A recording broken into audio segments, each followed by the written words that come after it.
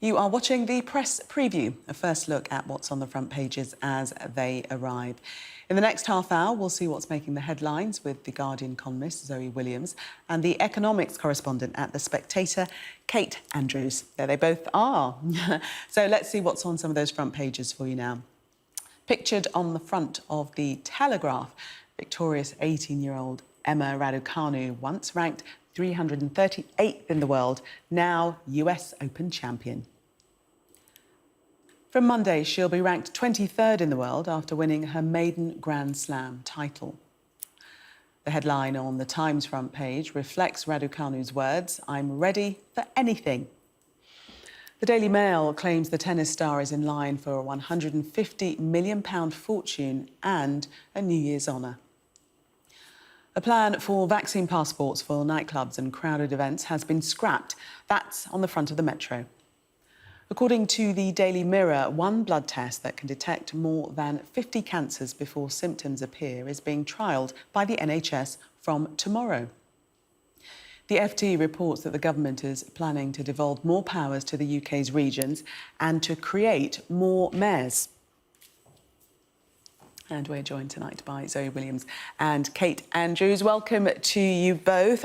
Let's start with the Telegraph. And this is the Prime Minister, we're told. They're reporting that he's planning to rip up COVID restrictions and says that we have to live with COVID-19. Kate. So this week, the Prime Minister is expected to ask Parliament to renew parts of the Coronavirus Act, which includes sweeping emergency powers that allow the government to shut down businesses overnight or mandate us back into our homes. That being said, the speech is perhaps going to have a different tone than we've previously heard from the Prime Minister, even on Freedom Day when he was extremely cautious, because while he's going to ask to renew some of these powers, other things he's hoping to scrap altogether. We'll come on to it, but we've now heard that they're actually not going to push ahead with vaccine passports for nightclubs and other large venues. They want to make changes to the travel traffic light system to make it much easier to travel. They want to scrap a lot of the proposals and try to get back to normal. And I think the reason for this is twofold. The first is that the data as it stands now, and we do know that these things can change, allows them to do this. Vaccines work. They've been hugely successful in breaking the link between infection and severe illness. It's not completely severed, but hospitalizations and hospital occupancy continue to be around the most positive stage scenarios, even slightly lower than what was originally predicted. And of course, the Prime Minister is having a tough time on his hands with his backbench MPs. While they did vote through the tax increase to national insurance to give more money to the NHS and social care, behind the scenes, a lot of his MPs are seething. They are very upset about that broken manifesto pledge. And he knows that many of them do not feel comfortable with the balance at the moment between individual liberty and these COVID restrictions. So I think he's going to try to win some back on side this week by not making them vote on vaccine passports, scrapping that plan altogether, and also suggesting that we're going to try to maintain as much liberty as possible into the coming months, even in the autumn and winter when we do know capacity is going to be a harder thing for the NHS. So do you think that that's what it's about, winning back some Conservative support because he's faced such a difficult time? I mean, look, there are a number of things to consider here. Firstly, most of the regulations and laws brought in regarding public behaviour around COVID were not COVID Act. They were brought in under public health legislation, which really concerned judges because their point was, you know, we have the legislation that could enable these regulations, but the government is using it, so they're using it under existing public health legislation, which is basically doesn't fall under parliamentary scrutiny. So even though there's always talk of Parliament rebelling, backbench rebelling, etc., actually there's very little scope for scrutinise that have come out so far. I would argue that Johnson is actually, you know, personally opposed to regulations. He's personally very optimistic. He's personally opposed to kind of any kind of curtailment of public freedom. And he's also a kind of wishes the world as it could be, it is. So he's probably saying, we've got the vaccine now, there's nothing else we can do, therefore we have to learn to live with it, therefore no more regulations. The problem with that is what we've seen in the past, which is that whenever infection rates go higher than the government is comfortable with, and whenever death rates go higher than the public is comfortable with, all previous is go out the window.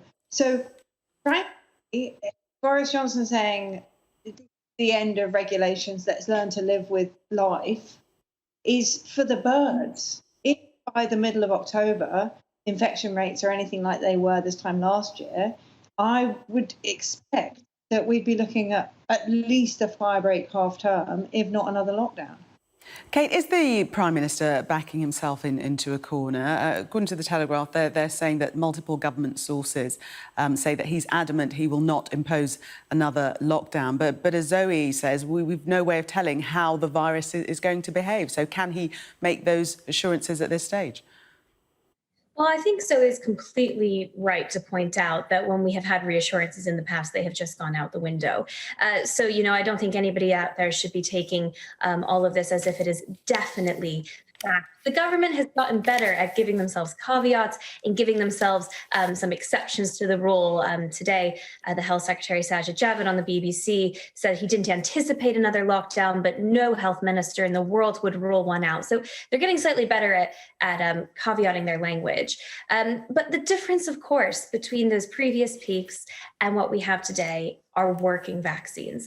And they want to put their resources quite rightly into a booster program, hopefully when that is greenlit in the near future so that the most vulnerable can have a top up. When we have had a surging infection rate this summer, we still saw that hospitalizations and hospital occupancy did not go anywhere near where it did in the first and second peak. So all of us do need to keep an open mind. The virus continues to surprise us. Something, tragic could happen with a real vaccine dodging variant, and we could, in theory, be back to square one. But there's also a lot of good reason to think that won't happen. And as long as the vaccines continue to be successful in preventing severe illness, I think there is really good reason to say that the promises they're going to make now could hold a lot better than the promises that they were making when we either didn't have any working vaccines or we had only jabbed, quite literally a handful of people in the UK. We are in very different territory now. Staying with the handling of COVID-19, the government's handling of COVID-19, let's have a look at the Metro. And this story here is the one of the vaccine passports being ditched by the government. Initially, we were told that it was under discussion, and then an hour later, the Health Secretary, Sajid Javid, has said that they have gone. Zoe? Well, frankly, what we're looking at here, I think, is pressure from the nightclub and the entertainment and the hospitality industry generally. They've been hit from so many sideways. They've got problems distribution, they've got problems with staffing, the staffing problems are catastrophic, and they've got problems with, the day-to-day regulations not reflecting and not taking into account their own forward plan. Plus the fact, weirdly, that young people are actually more vaccine resistant than older people, which is very surprising, but nevertheless is the case. And further research showed that if you required a vaccine passport, it would make those vaccine resistants even less likely to take a. So that kind of constellation of effect meant that this was a very impractical idea if your aim was to improve vaccine. And it was a very illogical idea if you're to bring infection rates down, but it wasn't a difference on the ground. And then I think further to getting a huge, not even just from the hospitality industry, but also the industry, that all industries are putting on them to get back to normal. I'm very unsurprised that they dropped the idea. What surprises me is that they let it get as far as it got. And I wonder whether there was some kind of play in that.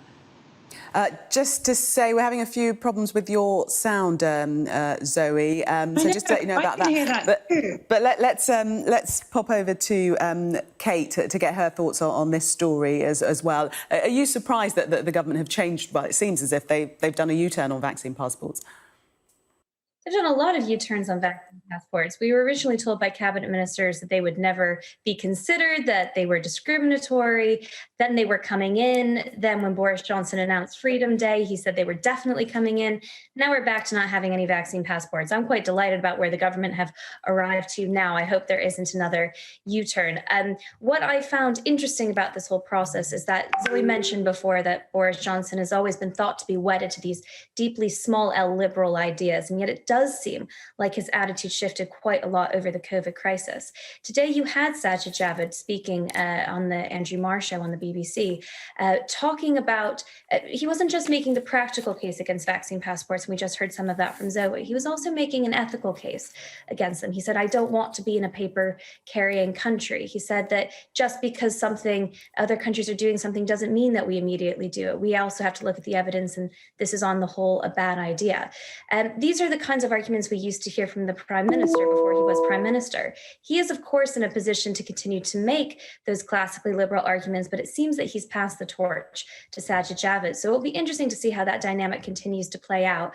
But I do think they were impractical. I do think they were discriminatory, and they were going to cost the businesses. They were going to affect probably quite a bit of their profits. So I, for one, am delighted to see this policy go. The resources should be going to making sure that people can get booster shots if and when that is allowed, and also to try to commit resources to educating people who haven't been vaccinated about why that is indeed a good idea. Shall we move on to a good news story, however you want to look at it?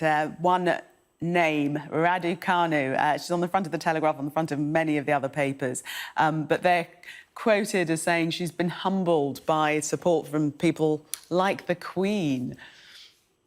Yes, who sent her a lovely note congratulating her on her US Open win. I have to put my hands up here and say that I'm no tennis expert, and I usually don't watch it, but Emma Raducanu has just, I think, gotten into all of our hearts.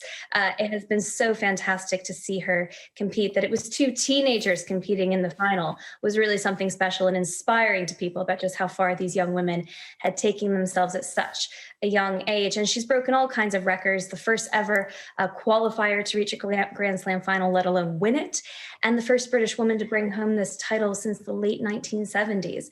To think that she was just taking her A-levels a few weeks ago and waiting for her results. I mean, it's genuinely an incredible story, one that I think will warm any heart, tennis enthusiast or not. Absolutely. Gave us something to cheer about, finally. Thank you very much for the moment. Zoe's going to join us after the break. She will be back, fingers crossed. Thanks a lot for the minute, Kate. Thank you. Coming up, after social care, childcare comes under the spotlight with parents demanding government support. That's the story in The Guardian. Do stay with us for more.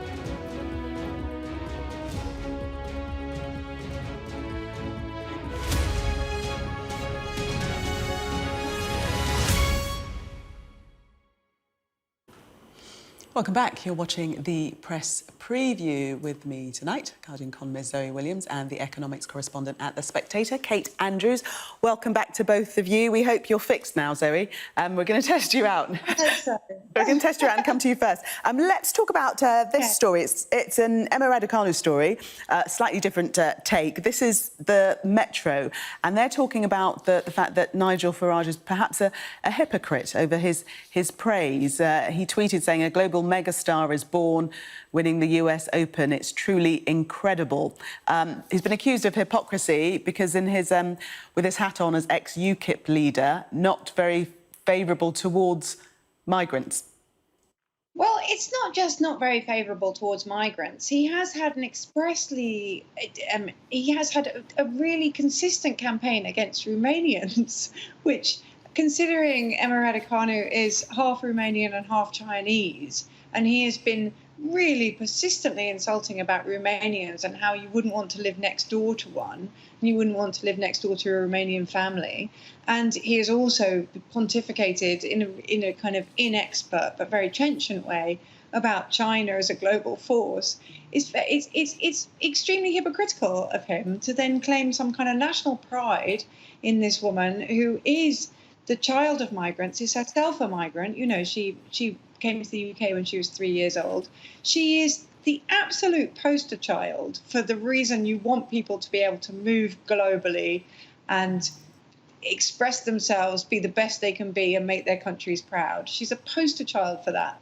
And then for him to claim her as a kind of British resource when he would have stopped her coming in because of his fixation with immigration is quite galling. But, bear in mind, Piers Morgan is in exactly the same boat. He was pontificating also about her leaving Wimbledon because of her breathlessness, which is a completely legitimate sporting hurdle. Marcus Rashford has had exactly the same thing. Sometimes it just gives out on you. And he echoed John McEnroe in saying she didn't have the mental toughness to be the sports person that she thought she was. These middle-aged men are absolutely fixated with making character assassinations on young women who people admire. And they really do need to have a word with themselves, because their character assassinations are, generally speaking, completely unwarranted and without foundation. Well, there's no one going to assassinate the character of Emma Raducanu. She's a complete superstar, and so say all of we. Let's have a look at the Guardian front page, Kate. This is a story about parents really wanting the whole childcare system overhauled. Simply can't make ends meet and provisions are very low. Yeah, this is an exclusive poll in which the Guardian has worked to survey more than 20,000 working parents. And unsurprisingly, the vast majority, well over 95%, felt that they weren't being supported enough by government to address the issues of childcare. And 97% said childcare was too expensive. Now, the OECD says that the UK has some of the highest childcare costs in the world. And this has been true for years. And unfortunately, we have a very vicious cycle of funding right now where oftentimes those subsidies are topped up and then healthcare becomes more expensive, and then you have to throw more money into it and it becomes more expensive. And we have to reassess what other developed countries who have excellent quality of childcare are getting right when it comes to their costs. And a lot of that actually comes down to the ratio between children and the child minders and making that slightly more flexible. But we're in a terrible situation right now where for a lot of working parents, and let's be honest, it's very often women who find that their whole working salary is simply going to the cost of childcare. And we have this horrible motherhood gap in which very often, people decide that isn't the right choice for them, but there's no incentive to go back to work or to work full time. It just means people can't actually make the choices that are right for them. They're making it based on their childcare costs. And there's something deeply flawed about that. So the UK has to wrap its head around this. And I'm sure childcare would have been something that would have gotten a lot more attention over the past 18 months if, of course, Kate, thank you so much. We have run out of time, I'm afraid, Kate and Zoe. Thank you. We'll see you in the next hour. Okay, perfect. Thank you.